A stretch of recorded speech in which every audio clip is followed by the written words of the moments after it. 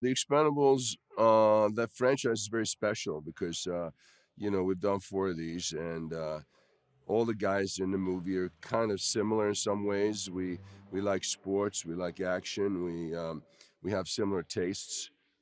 So the cast is very closely knit, so to speak.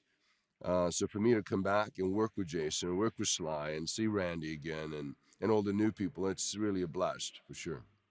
It's 8 years ago that the last Expendables was shot, so it's been a while, and now the group has expanded. We have Megan Fox, we have 50 Cent, and Garcia is with us.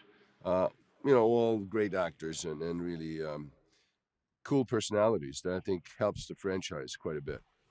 When Sly called me back in 2009, I think it was, and he sent me the script. Hey, Dolph, I got a script. Check it out.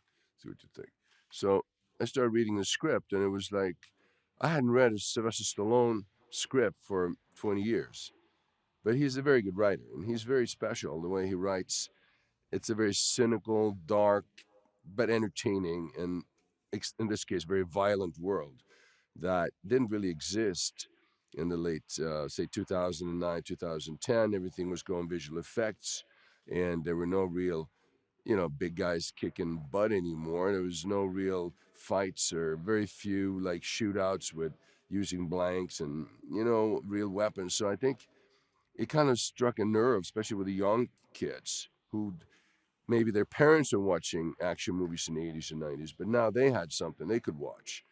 And I think the way it was cast was very clever by Stallone because he had people who were kind of from that era, a little bit over the hill.